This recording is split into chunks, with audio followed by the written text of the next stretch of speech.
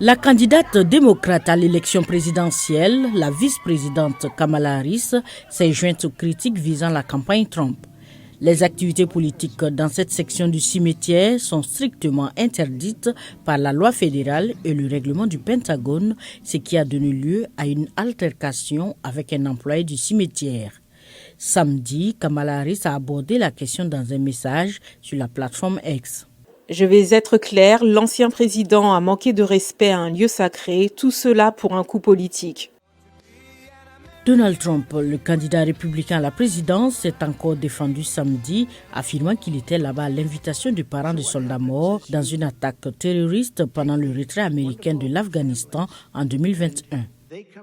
Ils m'ont dit, vous savez, je ne suis pas surpris, je n'y avais jamais pensé.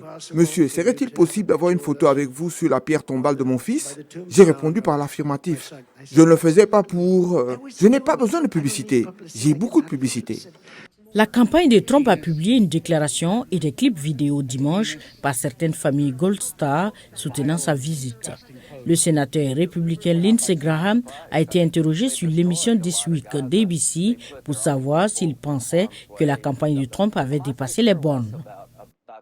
Je suis tout à fait d'accord pour que l'on examine ce qui s'est passé.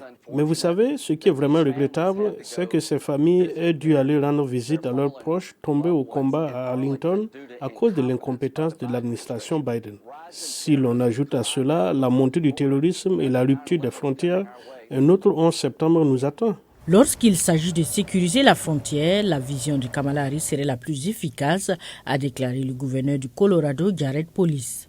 On lui a demandé de préciser si elle inclurait la construction de murs et comment elle se compare à l'approche de Trump. Les démocrates Jared Polis était également dimanche sur ABC. Le mur frontalier proposé par Donald Trump est un énorme gâchis et un gaspillage de l'argent des contribuables. Il a effectivement parlé d'un mur sur l'ensemble de la frontière plutôt que d'utiliser des barrières de différentes sortes de manière efficace. Ce que Kamala Harris préconise, c'est de sécuriser la frontière de la manière la moins coûteuse possible. Mardi, la campagne de Harris lancera la tournée de bus pour la protection des droits reproductifs dont le coup d'envoi sera donné à Palm Beach, en Floride. La campagne Trump-Vance organisera des événements mardi à Braselton, en Géorgie, et à Mesa, en Arizona.